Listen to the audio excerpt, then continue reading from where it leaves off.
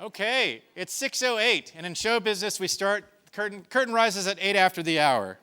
So welcome. I'm going to get the show on the road, and I know there's still a couple people trickling in, so if those of you in the back can be kind and let them find their seats, thank you so much. Good evening. I'm Youngmoo Kim. I'm director of the Excite Center at Drexel University. It's my privilege to welcome you here to the Academy of Natural Sciences. This is the oldest natural science museum in the Western Hemisphere. It's true. I saw it on Wikipedia. No, it is true. It was founded in 1812. And I think it's fitting that we're here in this institution, which was founded in 1812, expressly for the encouragement and cultivation of the sciences and the advancement of useful learning. So here we are reminded that our understanding of the world and ourselves is constantly evolving, and that new knowledge will sometimes upend widely held assumptions. So I'm thrilled to have you all here with us tonight to hear from our distinguished speaker, Mimi Ito. We also welcome you, those of you who are watching online via streaming on YouTube, so hello. This event tonight is part of the Excite Center's Learning Innovation Program. When we launched this initiative in January, we asked you to engage with us and to share your ideas, thoughts, and feedback. And many of you did just that. We asked, what communities do you belong to? And we received a spectrum of responses. Obviously, a large number of representatives from education, but also from technology, from the makerspace, from research, and so on. So it just demonstrated the breadth of interest in this topic and this series and our initiative. We also asked where you see promising efforts, experiments, and outcomes. And this word cloud here captures the most frequently used terms, which we will use then to help shape some of the themes for our future conversations. So hopefully you see things that resonate with you. Certainly learning, of course, classroom, work, future, collaboration, creativity. I think we're on the right track here, but I'm bringing this up because, again, right after today's event, we will once again reach out to you. And we hope you'll take a few moments to share your thoughts and feedback again with us so that we can help steer this initiative in the directions that are most compelling to our audience. So this is the second of our learning innovation conversations, following, of course, our January program with John Maida. Just curious, how many of you were here at the January event, for the Maida event? So, wow, that's great. So many of you are coming back. We didn't scare you away. I'm glad to see that. But hopefully you will find this event, well, not even equally compelling, I think even more compelling. It's a 6-event series overall, and we will continue to bring distinguished thought leaders to Philadelphia throughout this year. So if you haven't already, you can sign up for project updates at drexel.edu/excite.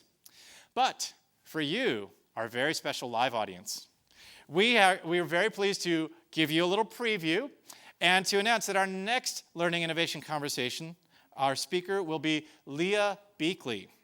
Leah is a designer, engineer, and educator whose work explores the intersections and juxtapositions of high and low technologies, new and ancient materials, and masculine and feminine making traditions.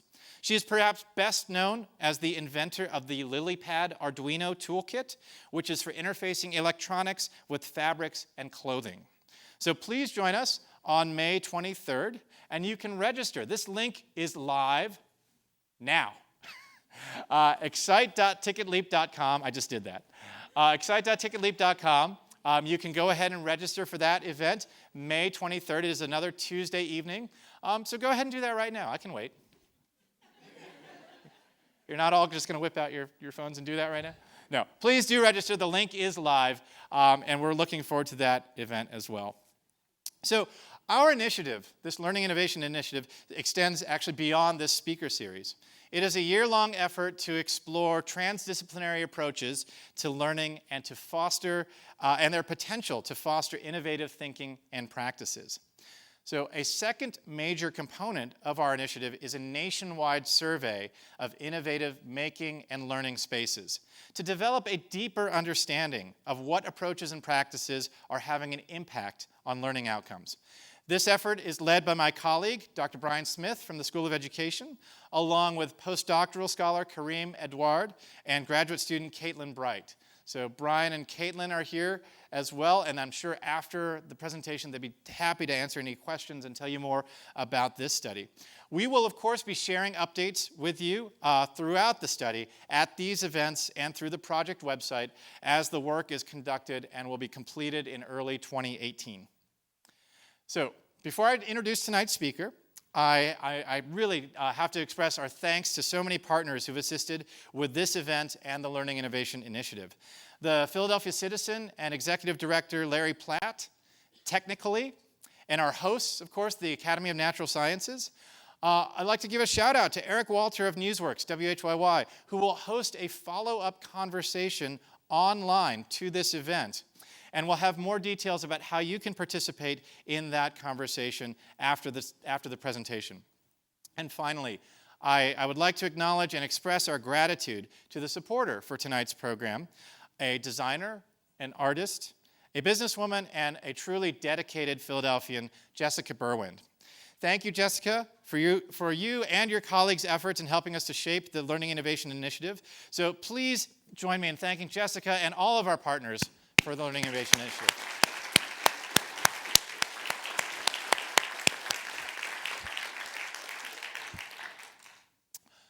So, on to tonight. So, following our speaker's presentation, I will start a conversation with a question or two, and then we, of course, will invite you to contribute your own questions. We will have microphones in the auditorium, but also, please feel free to tweet questions. To tweet questions using the hashtag Learning Innovation, and also feel free to tweet comments and about tonight's proceedings. You can also tweet your questions directly to Excite Center, at Excite Center, if you'd prefer to do that. And just a heads up, you may want to keep Twitter handy for some audience interactivity during today's presentation. And then after the conversation, we hope that you'll join us in Dinosaur Hall, just right next door, to continue this discussion over some light refreshments. So finally, turning to tonight's program, we are incredibly delighted to be joined by a researcher whose work has truly changed the game in terms of media, culture, and learning. She's authored and edited several books, including Engineering Play, A Cultural History of Children's Software, and Hanging Out, Messing Around, and Geeking Out, Youth Living and Learning with New Media. Her most recent book is titled Participatory Culture in a Networked Era, A Conversation on Youth, Learning, Commerce, and Politics. She is the John D. and Catherine T. MacArthur Foundation Chair in Digital Media and Learning and Research Director of the Digital Media and Learning Hub at the University of California, Irvine, and Chair of the MacArthur Research Network on Connected Learning. She is the recipient of the Jan Hawkins Award for Early Career Contributions to Humanistic Research and Scholarship in Learning Technologies from the American Educational Research Association. She is the co-founder and CEO of Connected Camps, putting her research into practice to help kids thrive in a digital world. And just last week, she was featured on a panel at South by Southwest Interactive, a panel called Creativity and Coding, organized by Cartoon Network. I could not be more excited to welcome Dr. Mimi Ito. Thank you.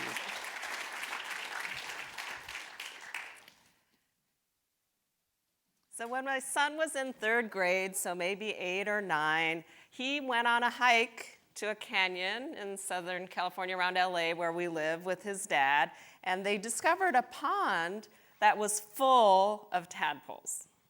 So of course they emptied their thermos out, scooped up the tadpoles, brought them home, all excited. I was not as excited to see these squiggly creatures, but Dad assured me that they were going to go off right away to the aquarium shop to figure out what these critters needed to grow up into frogs. So they go off. I'm waiting. It takes a very long time. They finally come back home with this huge aquarium, 3 kinds of sand, rocks, a special screen, everything these little creatures could possibly need to grow up into frogs. And my son, he's just beaming. And at first I think he's so excited because of all this stuff that he just got. But it turns out that the reason why he's excited is because of somebody he met at the aquarium shop. The aquarium shop guy.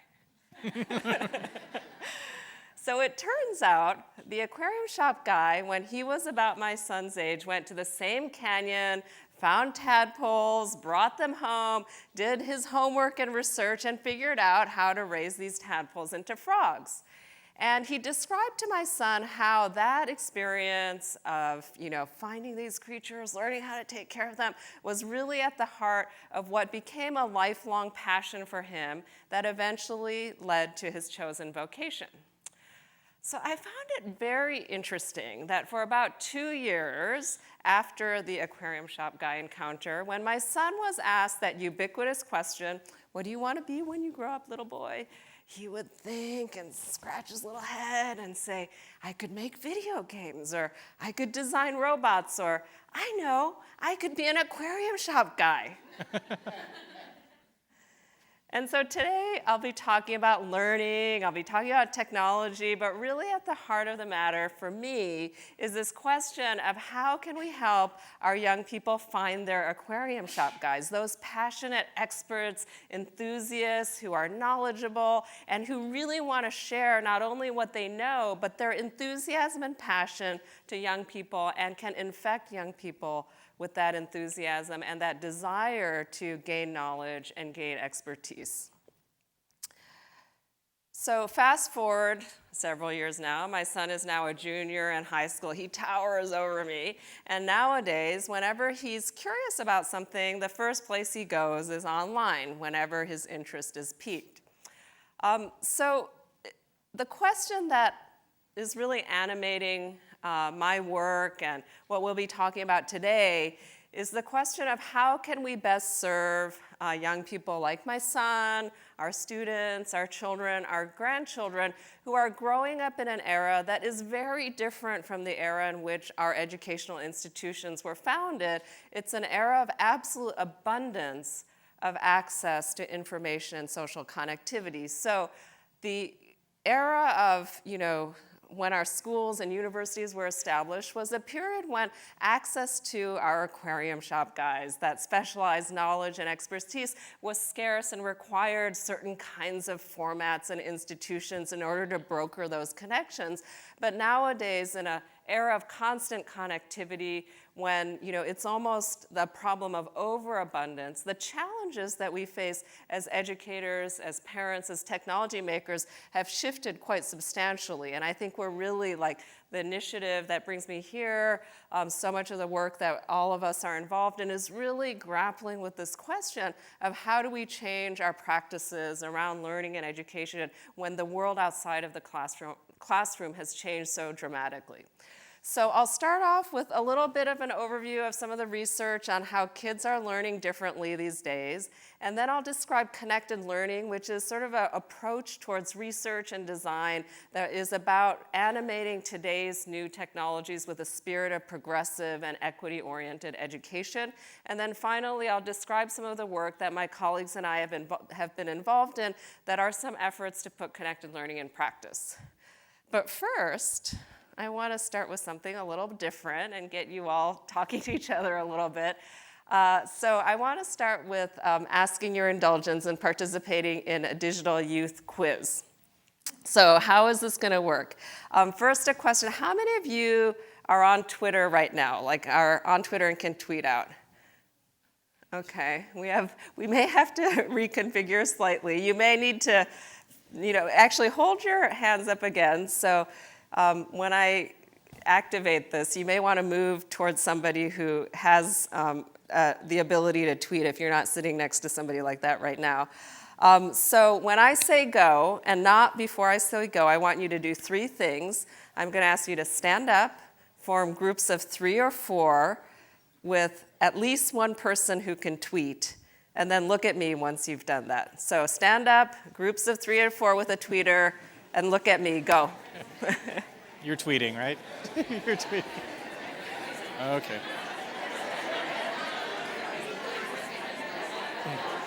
Do you guys have a tweeter? You've got a tweeter. Okay, look at me if you've formed your groups. Are we good? Okay. You have a tweeter.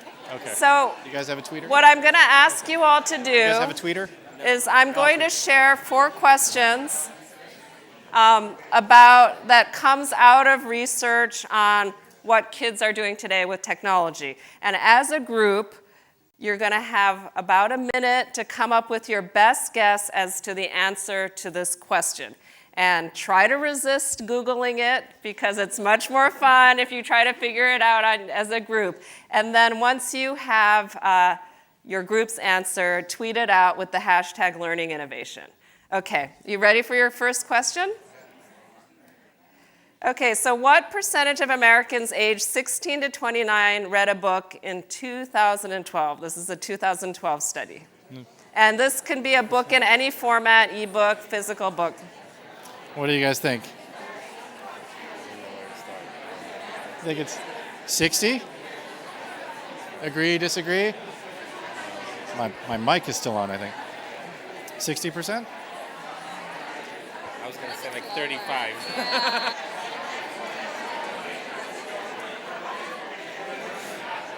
Okay, if you have your guess, tweet it out, and then maybe we can put the tweet wall up to, oh, look at that. Okay, we're getting a few, 67, 10%, 45, 30.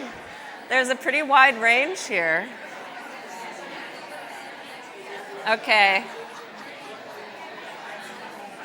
I think, 90%, that's the highest, 75, 30, 50. Okay, they're coming in. Okay, take a last second to tweet out your guess if you haven't already. There's a pretty wide range here. Okay, are you all ready for the answer?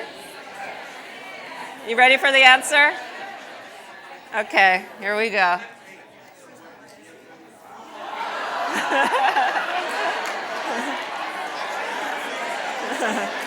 Anybody get close? I saw 90%. That was probably the close. Oh, there you go. Good job. So I was actually really surprised by this number too when I first heard about this study. But I think it's really good to start off any conversation about kids these days with a reminder that just because we're always connected and texting and doing all these new forms of communication, it doesn't mean that the old literacies have necessarily gone away. And this is a study that Pew did around libraries and young patrons. But there's also other studies that have looked at these issues. Karen and Andrea Lunsford's work, looking at undergraduates at Stanford and universities around the world, have really looked at the writing side, and that they found that the volume of young people's writing has risen dramatically in a digital era, but contrary to popular opinion, the error rate has not changed. And kids really do understand the difference between a text message and a college essay. Okay, you ready for the next question? Okay, here we go. This is a 2015 study. How many hours per day did U.S. teens 13 to 18 spend with media? This includes music. It does not include schoolwork.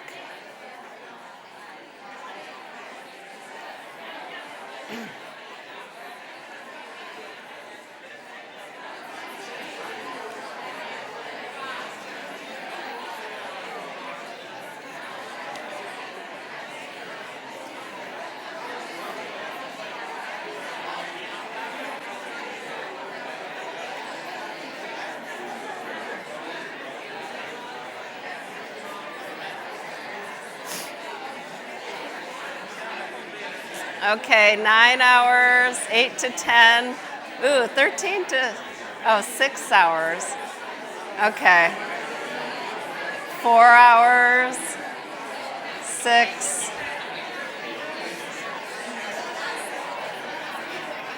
Oh, 12 hours, that's the highest so far. Or 18 hours. When do they sleep? 8 to 10 hours. Okay, you ready to see the results, the right answer? Okay. Yeah, oh, you're on a roll. Okay. So this is research by Common Sense Media. And this is actually the part that really has been changing. So Common Sense took over doing these kids and media studies, time studies after, Kaiser Family Foundation had been doing this research for several years. And this number really has been steadily rising over the years. Now, interestingly enough, Common Sense just did a survey of the same survey with the parents of these kids. Who thinks it was more than the kids? Yeah.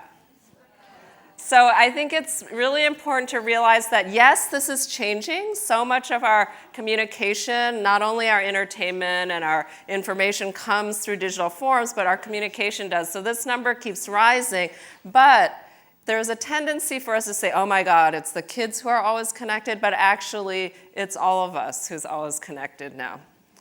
Okay, ready for the last question? Okay, so this is about online friendships.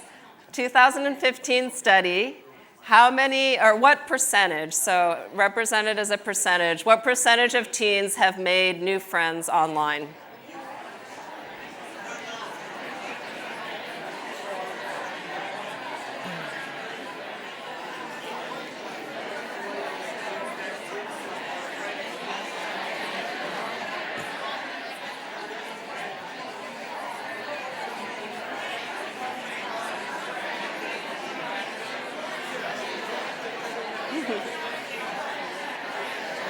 Oh, 90%. Yeah, these are high numbers. 85%.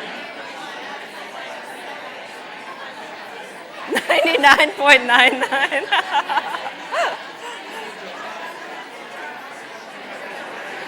20%.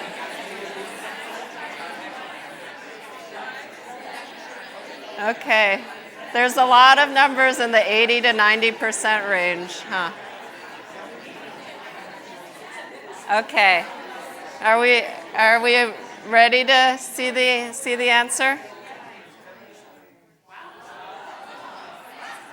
So this one is quite interesting because I think most people skew towards thinking that this percentage is larger. It was very interesting when we first started our research with teens and online and social, was in that first big wave when MySpace was taking off and there was just a huge panic around teens being online. And back then, this number was minuscule. Young people had felt like it was sort of stigmatized and creepy to meet new people online. I was actually surprised to see that in the recent numbers, the majority of kids now say they have met somebody who they don't know in real life first online. But I think the perception from the older generation tends to be that kids are meeting tons of new people on the internet. And that's, it is definitely shifting towards it being more the norm than the exception, but it certainly has not been that way until very recently.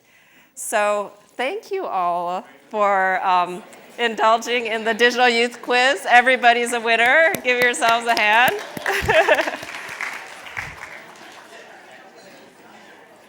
So the question that we're facing right now is really what happens when these very connected kids who are used to interactivity and social connection, demand-driven learning walk into our classrooms. So sometimes they do things that we approve of, like forming wikis and Facebook study groups, but they also do things like, they check ratemyprofessors.com to weed out the hard graders before they enroll in class.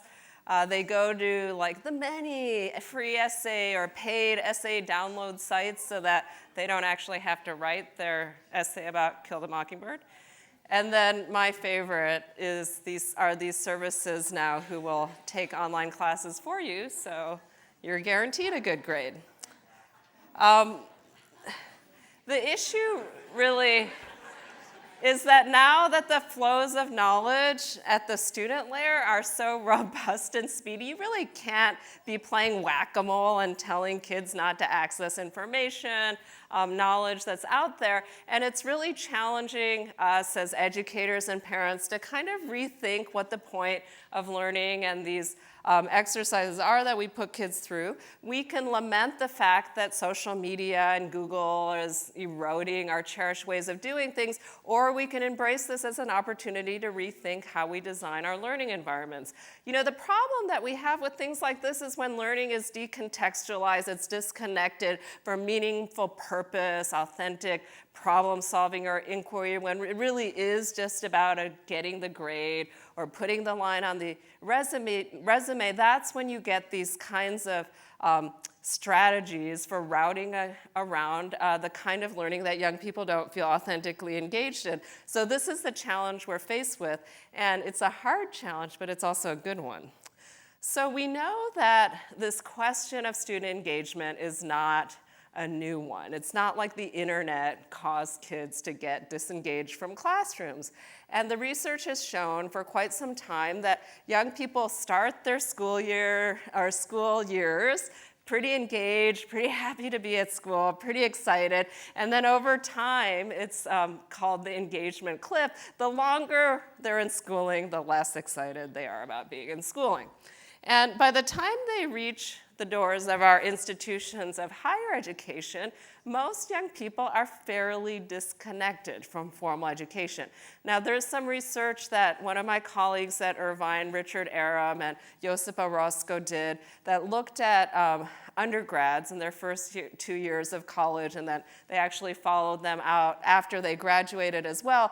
But they did assessments in a wide range of colleges and universities looking at gains in not like, narrow skill and fact-based stuff, but, writing, critical thinking, the kinds of skills that we really think young people should be cultivating in college. And they found that almost half the kids showed absolutely no gains in those basic competencies in the first few years of college.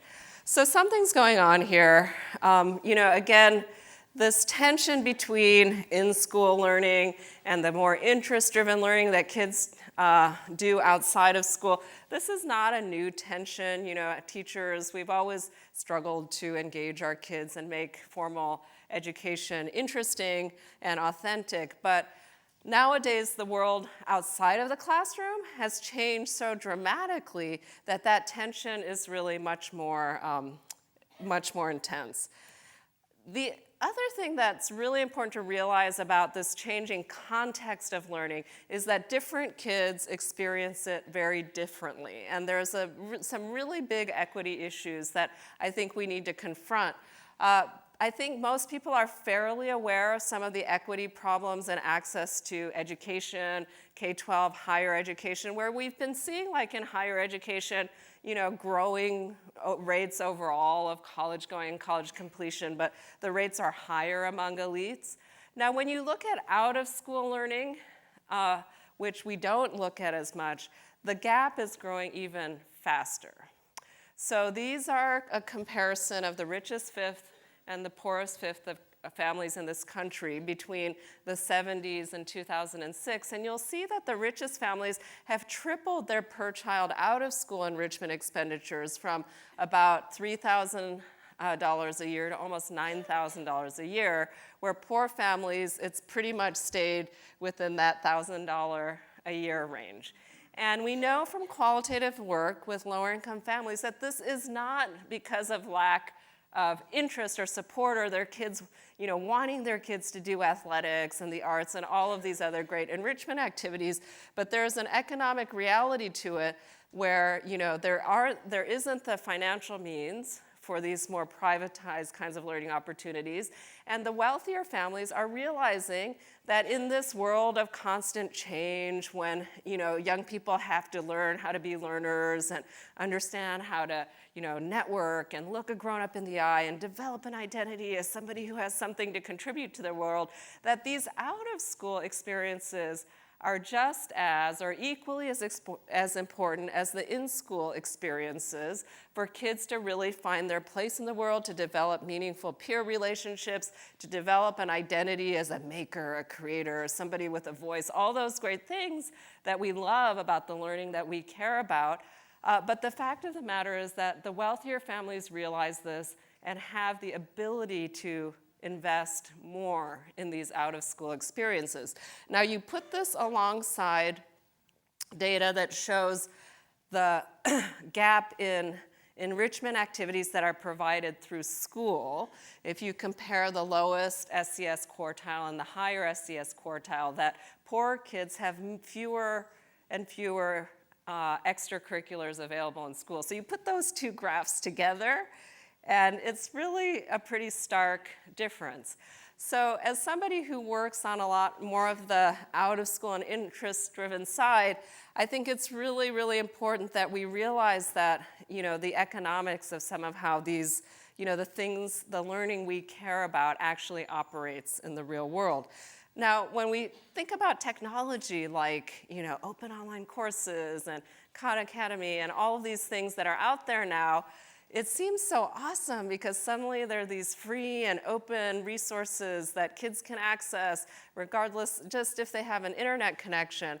And it's an era where there's a ton of opportunity in supporting more interest-driven, personalized, student-centered learning for kids to contribute to online communities and environments where they can be activists and make a genuine contribution.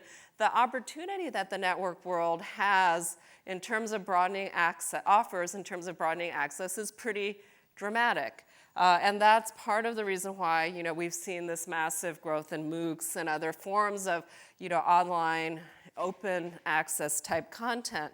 Now, the issue with this, and again, I'm coming back to the equity point, is that regardless of whether it's free, the research shows time and time again that if you put a novel new technology into a stratified world, the people with advantage will take advantage of it more effectively. It doesn't matter if it's free.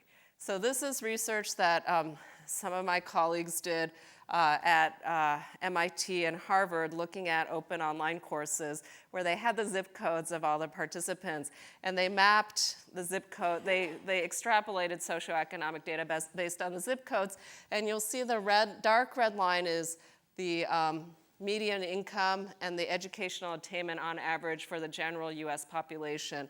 And the lighter pink line are the edX participants. So we know actually that the overwhelming majority of people who take MOOCs already have degrees in higher education.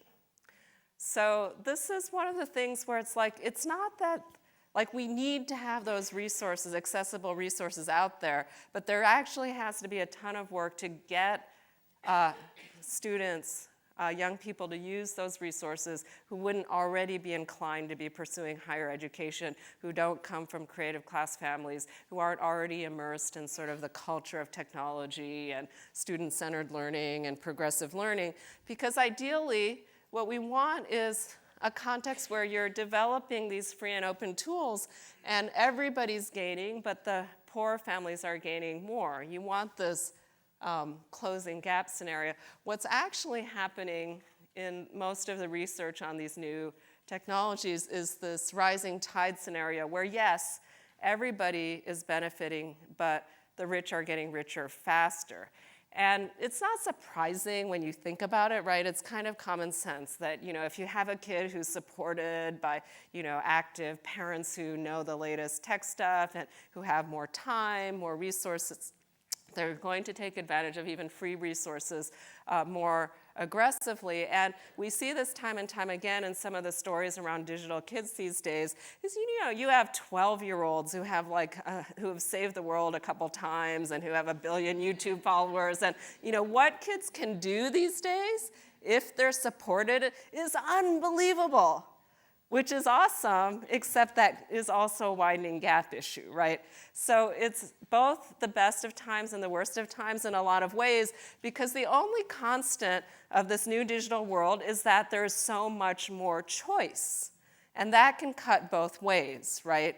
It can go in the direction of this kid who has superpowers and is taking calculus when he's 5, or it can also be the kid who is disengaged from school, not necessarily having the guidance and support to pursue these kinds of opportunities. And the research definitely bears out that simply providing the technology is not enough to engage kids. So let me make it a little bit more concrete. And this is the kind of research I do, which is hang out with kids and talking to them about gaming and internet and fandom and the stuff they do for fun and how it can connect to their learning. So Tal was 11 when we spoke to her, and she's a Minecrafter. Do people know what Minecraft is? Yeah, more or less. It's like Legos online with lots of kids. So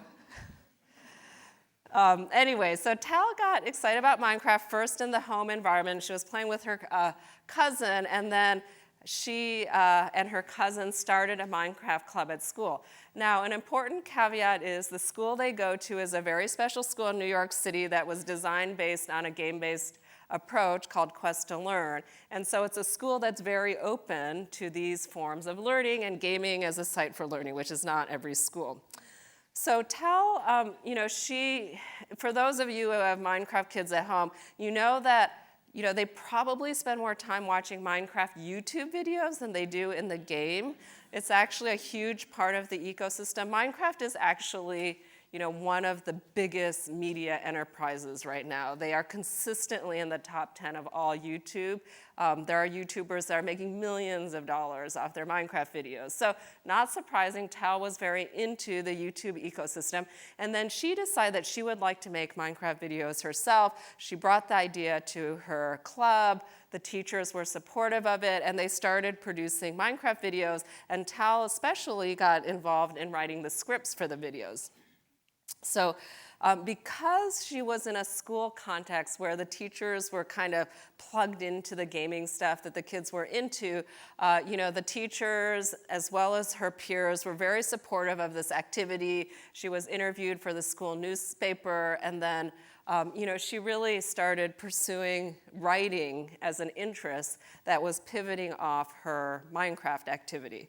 So if you look at Tal's learning, she started with the interest, which was Minecraft, and then she was supported by peers who shared the interest and was a context where she could co-learn and appreciative audience for her work. And then the teacher provided this really important connection to opportunity, visibility, recognition at the school by connecting it to curricular content, by connecting it to other activities like the school newspaper. So Tal is an example of what we call a connected learner. And connected learning, sort of in a nutshell, is when a young person is doing something they're authentically interested in with the support of friends who share that interest. And this last part is really important, that interest is tied to an opportunity, either academic, civic, career relevant, an opportunity for a young person to find their place in the world. And so when we talk to young people, the moral of the story of Tal is not that the internet and Minecraft creates connected learners, but in fact it doesn't unless you have a supportive adult or organization that is going to help that young person make that connection. Now we do talk to a handful of young people who are unusually resourceful, entrepreneurial, who just have that passionate interest and they're just gonna figure out how to learn it and share on the internet and gather followers. There are kids like that, and they're awesome. They're just a very small minority of kids out there, and that most kids, they actually need to be cheered on by their friends. They need a teacher to tell them, kind of surface the learning, connect them to other things in order to really close the loop. Our research shows that tons of kids are going online and geeking out with things with other kids. That's not unusual. What's really unusual is that connection to opportunity, because there's this very consistent generation gap. There's a gap in how we organize our learning environments that make it very difficult for parents and educators to really connect with the learning that kids are doing in something like Minecraft. In part, it's a generation gap, because Minecraft, for example, is actually really hard to figure out what kids are doing. So unless you happen to be a super nerdy parent, you're not really going to understand that, your kid is actually building a binary computer using blocks or something like that. But, so there are real reasons why those connections are difficult to build, but there's a ton of missed opportunity there. What we find when we talk to most young people is that they're actually really struggling to connect the learning that they're doing in school to, stuff that they're doing with their friends, the kind of learning that's supported at home and in their community. And usually, their learning networks kind of look like this when it's around their interests, like their interest-driven learning. There's some support at home from parents and friends. They might have a summer camp. They might be in an online community for like music or their athletics or whatever it is. But it's very rare that that's connected to school, and only the really exceptional kids actually build a career pathway that's really driven by their interests. Part of the challenge, I think, is that the way our educational system has been designed is we think of it as a pipeline between formal educational organizations, and our main job is to hand them off to the next one. Just make it up, one more. But when we talk to people who are successful, especially in the kinds of fields that we're talking about with the, Learning Innovation Initiative and so on, the successful people, their world actually looks more like this. The formal pipeline, yes, is important, and it's critically important in many cases, but kids who are becoming game developers or these other sort of creative tech fields, they have a ton of supports, social networks in the informal environment. And then, the question is, as educators, are we really looking at that whole spectrum of supports? And it's just too big a burden to put on the formal pipeline. It's too big a burden because the reality is privileged kids have this incredible network, and you're trying to push the less privileged kids through this pipeline, but they're kind of, the odds are against them because they don't have that same supportive network. So in a lot of our work, we've been working with informal educators, working on homeschool connections because it's that network of relationships that we've found to be particularly protective of kids, especially kids who don't have those really strong supports in a creative class or tech family context. So, educators have always played a role in connecting kids to opportunities like recommending a violin teacher or, suggesting a high school or an opportunity outside of their setting.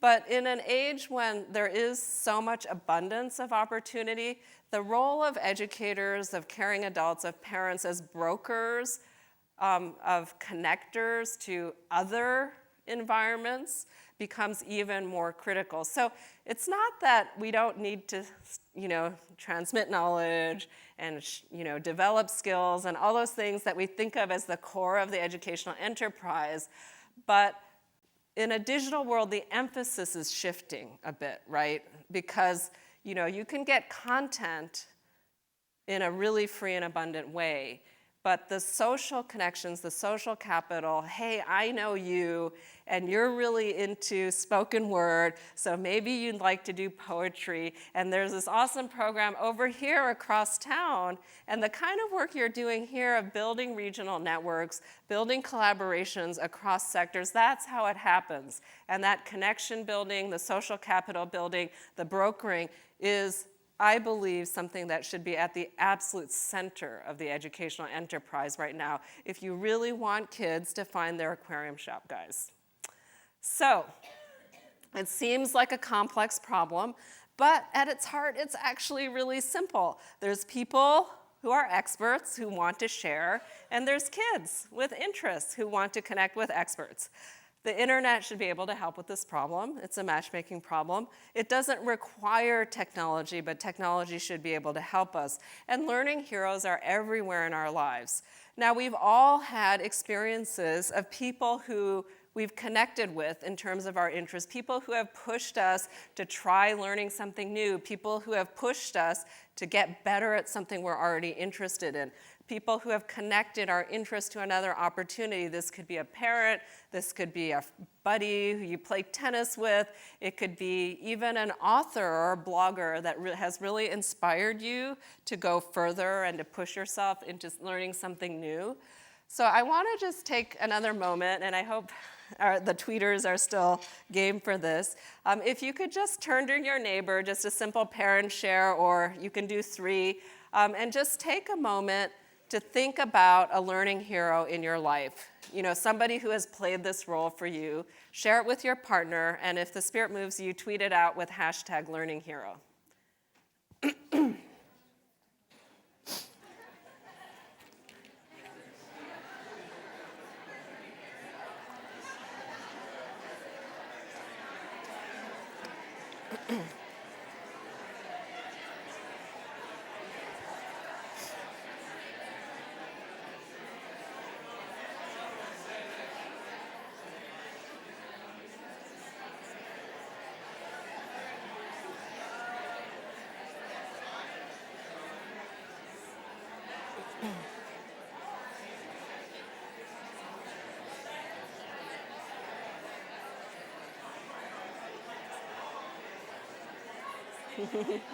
Oh, we're getting some learning heroes up there.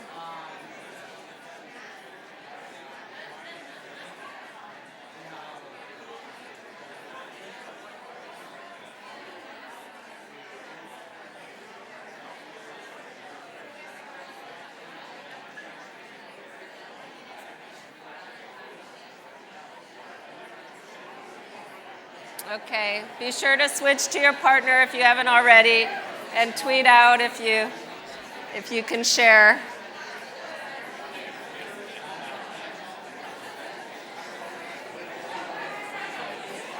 Or ask your partner to tweet out if you don't have Twitter.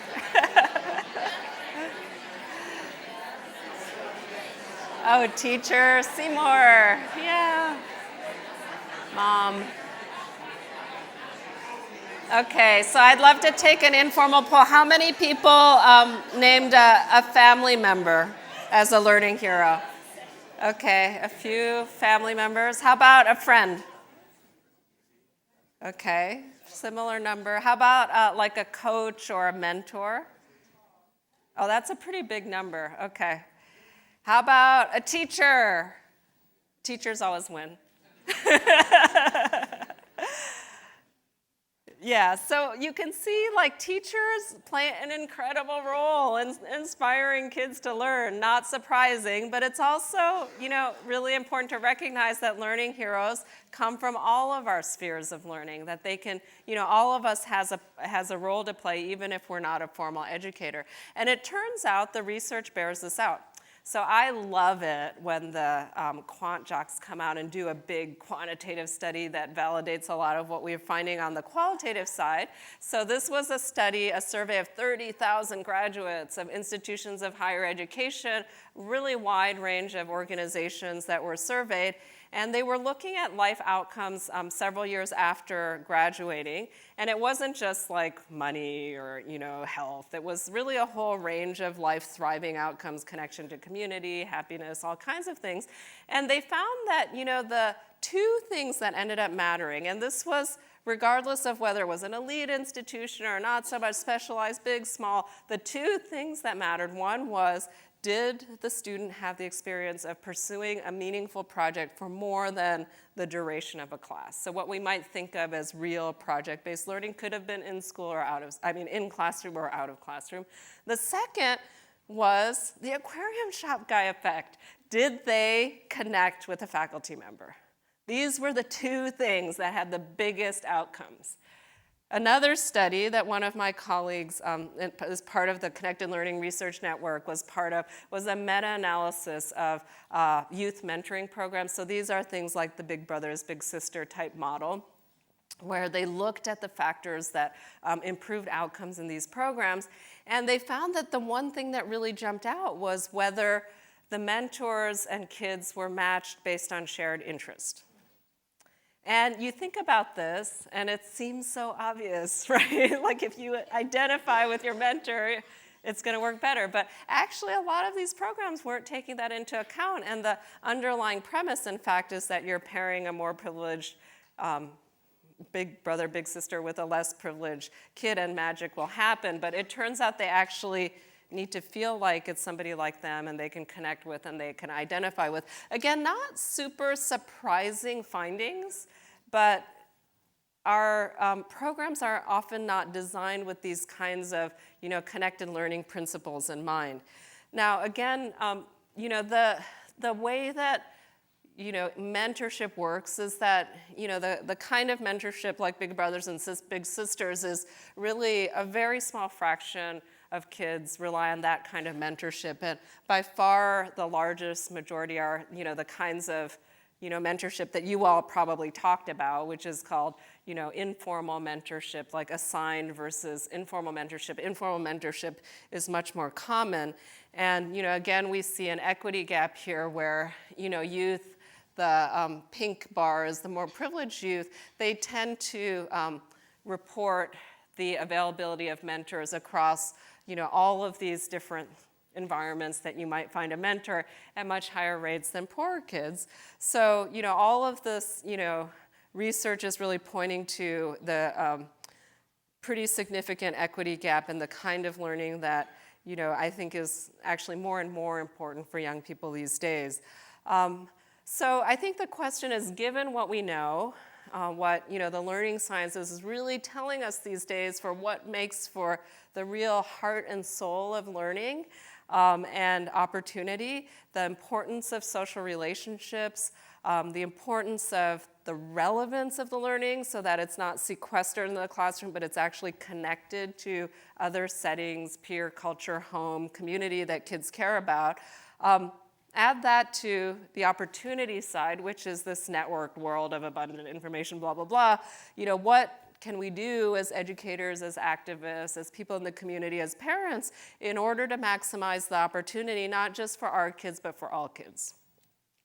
So this is where, this is like work in progress where, I've really had the privilege of working with a really interesting group of not just researchers, but policymakers, educators, technology designers, and activists in developing this model of connected learning, not only as sort of a description of good learning, but as actually a set of principles that we might start designing programs, educational policies and approaches around. And in closing, I'll just share, 2 examples of work that I've been involved in. And I think we have the opportunity later to talk more, and I'd love to hear what you're doing locally and in your work, if this at all resonates with some of the work you're already doing. Because I think people are already doing this, but we're trying to crystallize it into a set of shared frameworks so that we can recognize the work that we're already doing in many ways. So at the heart of connected learning is often the focus on production. So that's where sort of all the hands-on maker stuff becomes really important. The shared purpose principle, which is really about relevance. You're not just like producing something for the sake of getting a grade. You're creating something that is a meaningful contribution to people you care about. There's a purpose to it. Or it can be civic engagement. But you're creating something for a reason. And it's part of a culture and a social scene that you care about. And the final piece is the openly networked piece, and that's really about leveraging the ecosystem of open online resources and publicity and social sharing and all of that for maximum effect. The other thing that I think is important to say about connected learning that is often confusing to people is we're not saying that it's about, all learning is connected learning all the time. So connected learning is, I believe, very special learning because it's that moment that has a really transformative effect on how kids see themselves and their place in the world, because it's that moment when their learning connects to who they really feel they are, right? So it's a kind of quantum leap. But, and a lot of educators ask me this, sometimes kids have to learn stuff they're not interested in. and sometimes they want to muck around with their friends and it not being about like learning. So, there has to be, and then sometimes you have to do things for the sake of, financial or other, getting ahead in life objectives that might not be about your authentic interest and so on. But there is this bullseye in the middle, and we talk to kids when they find that convergence, it's really transformative to them. And we really believe that all kids deserve to have the opportunity to experience connected learning. But we also recognize that kids are different, then they also have to experience these other forms of learning, and kids enter connected learning from different places. So some kids, it's like, hey, my friends are doing it, I want to do it. They're more peer-driven. Some kids have that burning passion. They wake up and they want to be a gymnast. There are kids like that. And there's some kids who want the gold star, who want to go to the best university, who want to get their A's. You use that motivation, whatever it takes to draw kids in. So connected learning is a big tent. Okay, so examples. So Young already mentioned that Katie Salen, who is a game designer and also one of the founders of the game-based school that I mentioned, and Tara Brown, who's the founder of LA Makerspace, we co-founded an organization that is, our first focus has been delivering online Minecraft summer camps and using the principles of connected learning. And they're all virtual camps, and Minecraft is already a totally hands-on, production-centered, open building kind of world. So we're just building on what Minecraft already is. But what we add to it is the shared purpose principle, where we train high school and college Minecraft nerds. So we have the advantage of having the first generation of like Minecraft. The kids who grew up with Minecraft are in our classrooms right now in the university. So, and these, like, there's nothing more exciting for like a 10-year-old than to have a mentor who's just a few years older than them, who are super expert in Minecraft. And of course, like the teenagers keep up with everything, and the college kids keep up with every minutia of the Minecraft universe that us adult educators would never, ever keep up with. So they, are the authentic affinity-based mentors for the younger kids, and they design challenges, they develop coding. I mean, we develop the curriculum, but the teenagers are the ones who are actually teaching it to the younger kids to create this more authentic community of practice that is based on, that builds a sense of shared purpose and belonging. And then the last piece is that Minecraft, like you saw with the tile example, is already an openly networked environment where it's not just us and our little camps, but there's this incredible ecosystem of resources and communities that we can tap into as well. The other example I'll share is really quite different. It's a place-based innovation, the U Media Learning Labs, that was initially started as a collaboration between the MacArthur Foundation, Nicole Pinkard's Digital Youth Network, Drew Davidson and his crew in Pittsburgh, and I think those were the main, and the Chicago Public Library. So Chicago Public Library opened up, over 4,000 square feet in their main downtown library for a teen digital makerspace that was explicitly designed to serve youth who were underrepresented in tech and the digital arts. It was designed around, again, this production-centered principle where Nicole, built the program around interest areas, culturally relevant interest areas for the youth in that region, like spoken word, like graphic arts, like gaming. And they built sort of production support, the ability to check out not just books, but laptops. And then the other important piece is, again, the shared purpose principle, where Nicole has trained sort of a generation of young artists in Chicago who are authentic embodiments of the areas of interest, right? They are practicing artists themselves that Nicole trained to mentor the young people within this space and provide a connection to the school too, right? So it's the in-school and out-of-school connection. It's not just about being in that physical location, but these are mentors who are also telling kids about the opportunities for higher education, for more structured programs in other spaces. They become that kind of social capital hub for kids of a particular interest. And it's for that reason that it's important that they're actually practiced professional artists who have those connections in the region, who understand what it means to grow up as a young artist in Chicago. And they build these opportunities, like Brother Mike, who led the spoken word program. He would have I think it was Wednesday nights was open mic, and all the spoken word kids would show up, and then all the other kids knew that that was happening, so they would come.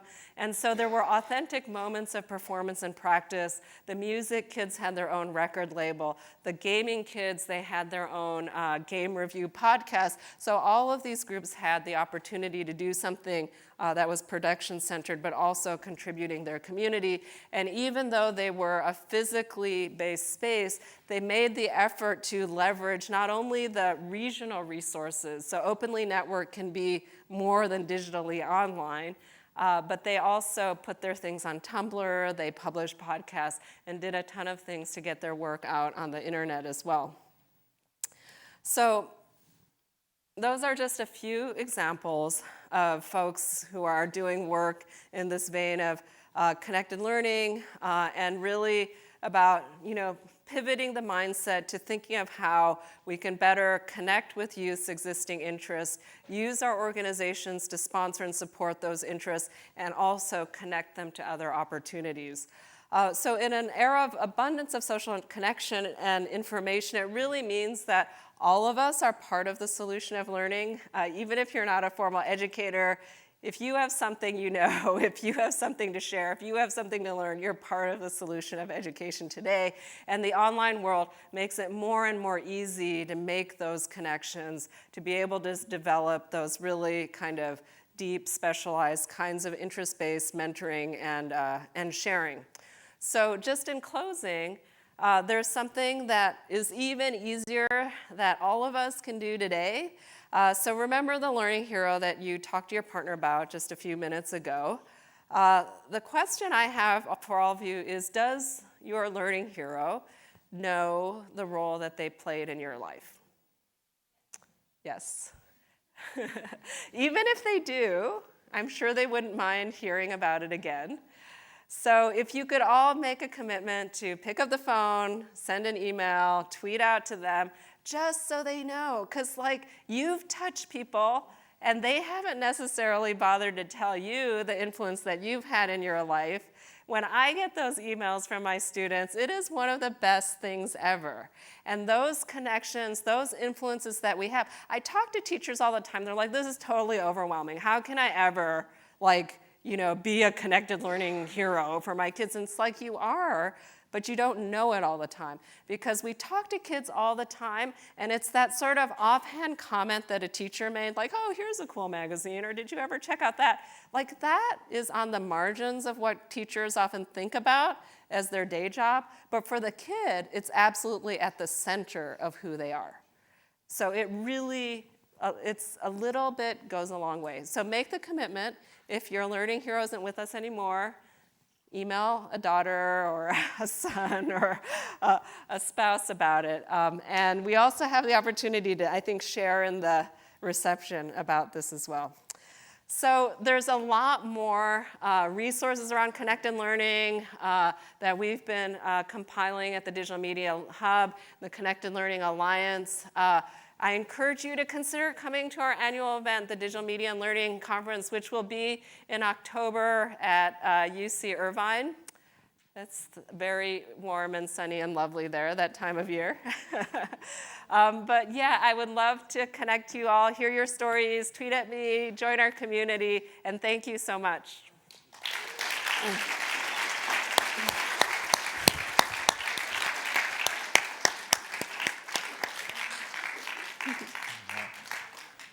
Wow, thank you, Mimi. That was amazing. We're going to do you one better, actually, with regards to the Learning Heroes. Oh. So I mentioned that there'd be an opportunity for people to participate. We have the hashtags and anything that was tweeted out. But if you want to actually email your Learning Hero story or tribute to this email address, Speakeasy at whyy.org. Speakeasy is WHYY's Forum for Civic Dialogue. We'll be capturing those and we'll be working with them to then craft that into a community dialogue and have a chance to hopefully share some of these wonderful stories. So please do follow up with that. I mean, if you can tweet it, #LearningHero, that's great. If you can't capture it in 140 characters, then please go ahead and send an email. Yeah, and we don't want to be like Twitter hegemons. There's other ways to communicate too, so thank you for that. Oh, no, thank you. Wow, so I have so much to process still. But we'll start a quick conversation here for about half an hour. I think we have microphones around, and so I don't know if they're in place or if we're... Okay, so we're going to put the microphones out here. So I'm sorry, we're going to have to ask you to come to the microphones, just because I can't play traffic cop for everything. So, but I'll kick it off with a quick question. Something we talked about briefly right before this event. A lot of us are parents of grade school age kids. And of course, you've written a great deal about screen time, in some ways in opposition to the traditional thinking about screen time. So, and I know that, people have rules, the associations of pediatrics had rules and they changed those. Can you give us some of your thoughts, specifically in the context of connected learning about screen time? Sure. Yeah, I think that screen time sort of was a well-meaning kind of guidelines that were appropriate maybe for TV era, although some of my friends who research TV fandoms like Henry Jenkins might contest that.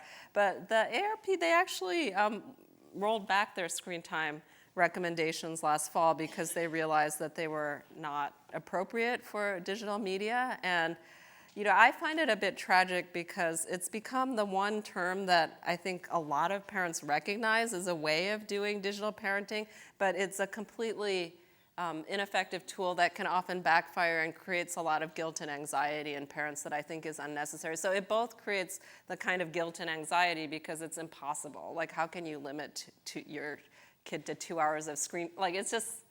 And then, so it creates the kind of, one-upsmanship and guilt and anxiety that you see in a lot of middle-class parenting.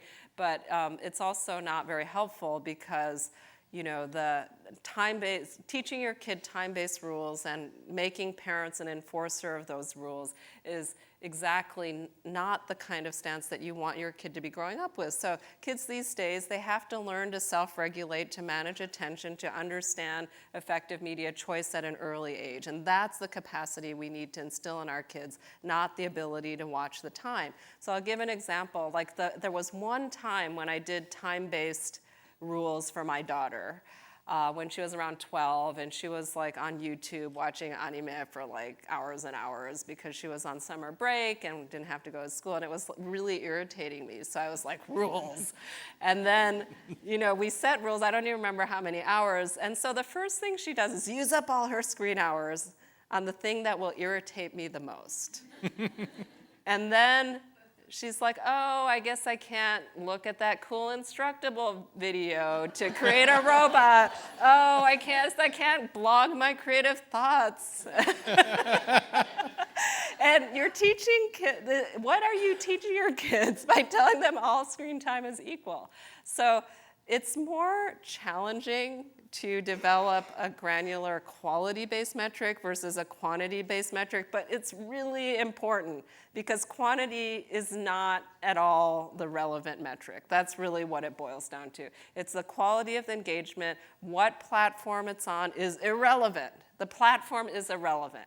Like if my kid is doing something that's about learning, about creative expression, that they're engaged in, they're learning something, I don't care if they're doing it in, the woods out there, or they're doing it on the screen. So I think reshifting the emphasis to the quality, the kind of learning you want to see, and then concrete strategies. So I know like when you have, like especially with our boys who will play video games for hours and hours and hours, you're kind of like, is this okay? Like I totally sympathize with that anxiety, but until you can develop the capacity in your kids for them to understand, not good gaming and bad gaming, but gaming that is like genuinely challenging and leading to new things, then, just simply saying that gaming is bad and needs to be regulated like a drug is not a productive message. It's not going to get you where you are. Now, there are a small minority of kids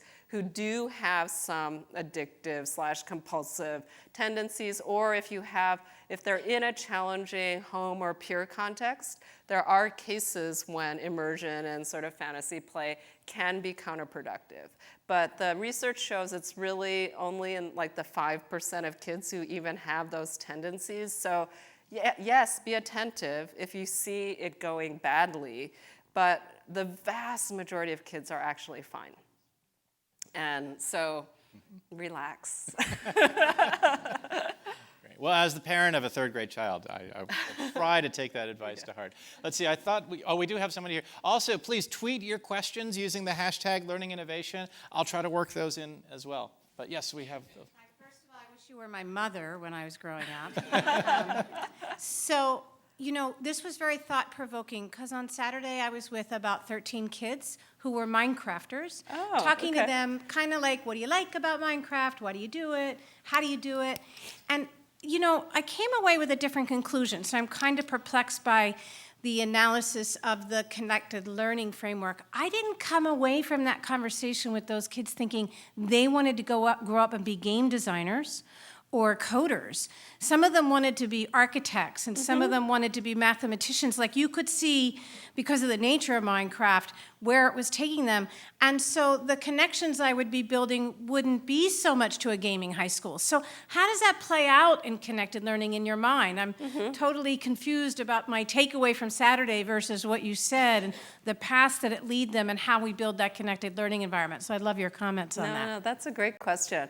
I mean, I think that, the Minecraft is such an interesting environment because it's sort of like a Rorschach test for whatever kinds of interests and dispositions kids have. The examples I gave was from a context where kids were had self-selected into a game-focused school, but that certainly doesn't have to be the thing. So even at Connected Camps, we offer stuff around animation, around coding, around engineering. We have programs in architecture, that I think your intuition exactly right. Like there are kids who just go into Minecraft to create Pokemon pixel art, and I think that's awesome. And there are kids who are more into survival mode, or kids who really want to play, kill other players. We don't do that, but we do try to support a really wide range. And I think your intuition that the best thing is to connect with the interests they're bringing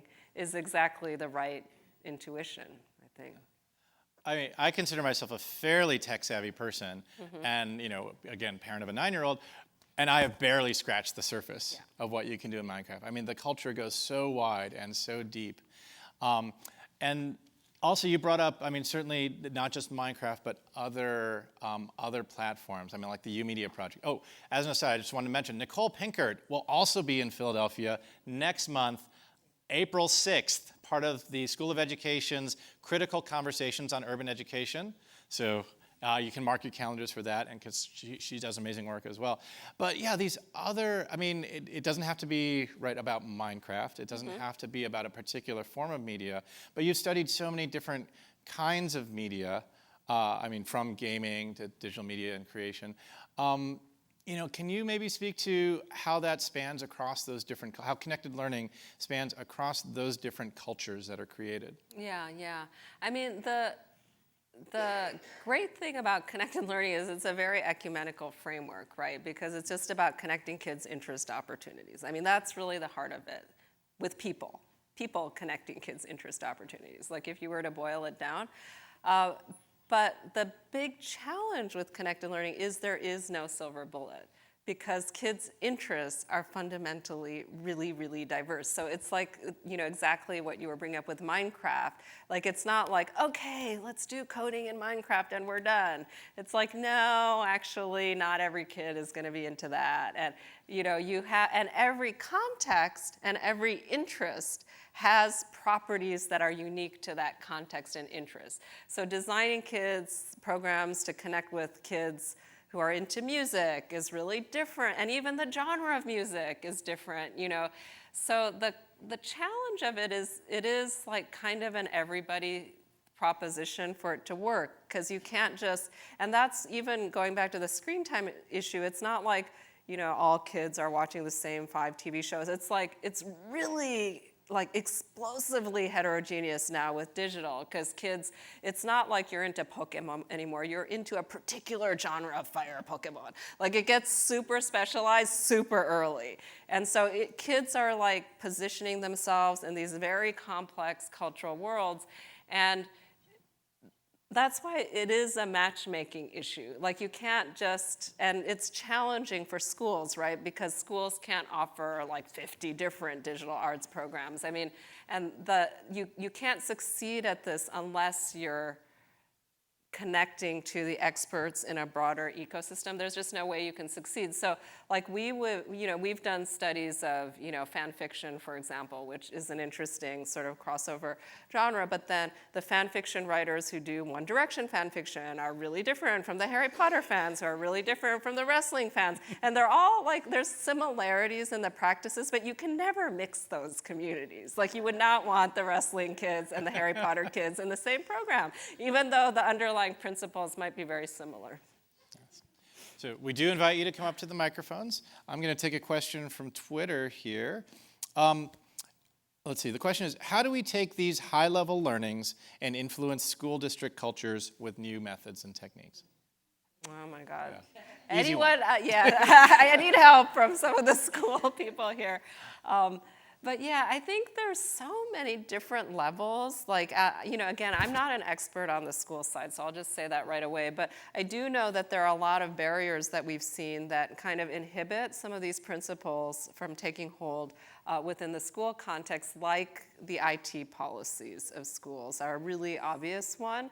It's just like there's some things that are just make for non-starters for the connected learning approach. There's also policies about just people from the community being able to participate in school-based programs. So just there's a lot of inherent barriers to, we've tended to limit the kind of contact that kids can have with grown-ups into very specified kinds of roles. And people at home, parents have more liberty to, find mentors and so on for their kids, but teachers and school districts are really, really hampered in their ability to just let kids connect to people on the internet. It's like you really have to think about that for a little bit. But it's such a missed opportunity, right? So like if the internet is only about like talking heads giving lectures to kids versus like real human connection, those are the kinds of things that it's like, okay, we've been trying to run our Minecraft programs in schools, and some schools, like surprisingly, it's mostly the kind of progressive independence. They're like, sure, internet, teenagers talking to our kids on the internet sounds awesome. But like trying to get that into sort of a more public school district-wide kind of thing, it's really kind of been mind-boggling for us. So for people, sort of those of us in the informal space trying to connect with the formal space, those are the challenges I see. I think the opportunities and the low-hanging fruit are really around faculty connecting with students around their own interests. So the things that really work well are like after-school gaming clubs by a gaming teacher person who, plays games with kids and then, forms that relationship and is able to, and we've always done this, right? Like teachers are coaches, are athletic coaches, and this kind of point of crossover between the different roles, just in our interviews with kids who have had sort of profound relationships, transformative relationships with faculty, those are kind of the places where we tend to see it happen. Let's see, other questions? Again, I see both mics. Okay, so I'll let you steal up your courage to ask a question.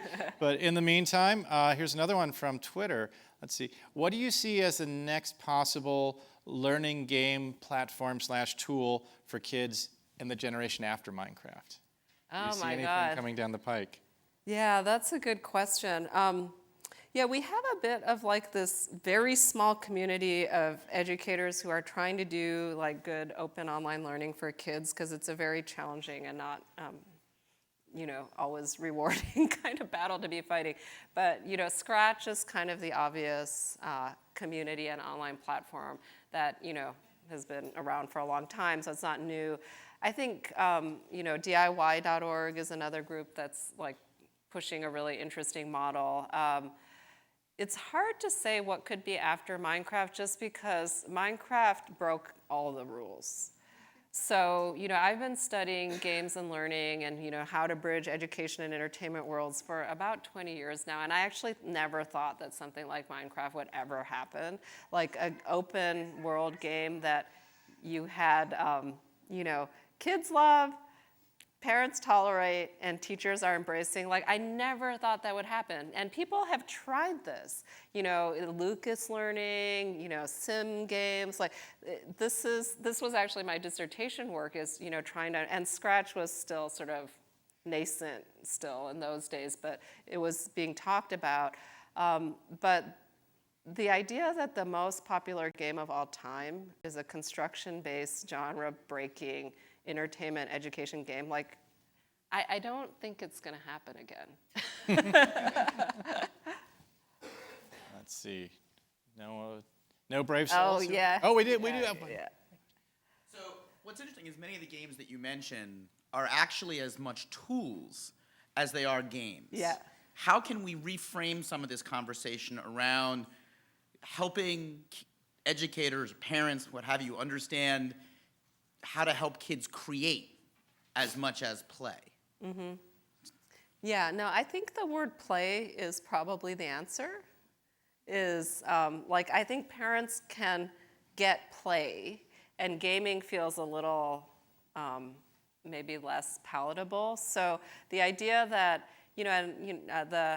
Mitch talks about this with Scratch, or, a lot of folks like Katie, who I work with, talk about it in terms of playful learning rather than, games and learning necessarily. And then it's casting a wider net, and people understand play to be experimental and inventive and have these properties, whereas gaming, for me, as somebody who, really loves gamer culture for gamer culture's sake, I wouldn't want to, I think there's actually value in that, but it is more culturally specific, right? And it actually turns off a lot of people in ways that are not necessarily productive. So Minecraft, if you talk to the people who created Minecraft, they're like, Minecraft is a game. They're very committed to it being a game. But it is also a context for playful learning and creation and so on. So I think just starting to reframe the narrative in those terms would be, really productive. Okay. Well, you kind of opened the door to this during your presentation, bringing a sort of game show quality to this event. This is something we started with our last event. Are you ready for the lightning round? Oh, no. I thought you were going to ask.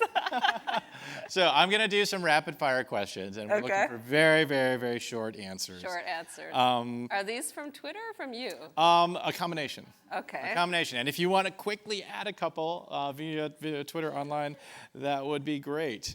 But we don't quite have a timer or anything, but we're just going to do this kind of rapid. The honor system. So you're a good sport for playing. Let's see. What's more rewarding, being an entrepreneur or a researcher? Oh, my God. Right now, entrepreneur, but not always. Let's see. Do you think it's critical for a business model with Connected Camps to be successful to really promote connected learning? Or for the platform to have a successful business model? That is our primary goal of the experiment, or a primary goal. So yes, it's important. So what about making in the virtual world versus the physical world? Do you see a distinction? They're different, but they're both good. In what ways are they both good? Well, they have different strengths. So I think in the virtual world, you have the ability to do certain forms of more expansive simulation and problem solving, but the physical world allows for a level of kind of mind-body connection to the environment that is also very important. Let's see. People are not computers. So what lessons can we take from teaching coding to learning and instruction? They're not computers. Yeah, I'll- Sorry, that's. I'll actually say the whole brain question. teaser. You can program a computer to do something once, and it will do it exactly the same way every time. People aren't like that, but are there lessons that we can take from teaching coding that can apply to teaching and learning? Yeah, I mean, I think the basic, it's more like a literacy that there's underlying rules and algorithms, but even code behaves unpredictably when they're in the hands of when it happens in the real world. So putting it in context of a meaningful project or an experiment, I think, is critical. Okay, just a few more. Let's see. Do you see specific opportunities with the growth of remix cultures? You've studied otaku. Certainly, there's a tremendous remix culture from the United States as well. Do you see particular advantages or applications for connected learning? Yes. All right, we'll let you elaborate on that. No, I think remix culture is like, it's kind of the primordial soup of where all the connected learning ideas came from, because we suddenly had a culture that kind of buried the gap between the polarity of consumption and production. So you have the ability of kids to create and share content in a meaningful and relevant, their work in a meaningful and relevant way to other people who care about it. And that is something that fandom and gaming culture did first. Three really, really quick questions. Let's see. Have you found any research regarding the use of this method, connected learning, in healthcare? Oh, healthcare, definitely health-related or therapeutic. I'll just give one example. There's a Minecraft server called Autcraft that's for families with autistic children, and it's one of my students is doing a study of the community, and it's a pretty interesting space. Yeah. Oh gosh. What will it take to trigger a cultural change in educators to change their perceptions towards games and digital media? Well, I think the shift is happening already. I think Minecraft has been helpful. Just having games that are sort of nonviolent, creative, and popular, that will help. And we just need more of that, I think. Last one. Who is your learning hero? Oh my God, I have so many of them in my life, but I guess I would start first with my mom, who raised my brother and I, who were very, very different, but somehow managed to not get in the way of our learning approaches, styles. Thank you, Dr. Mimi Ito. Thank you. Thank you. Thank you.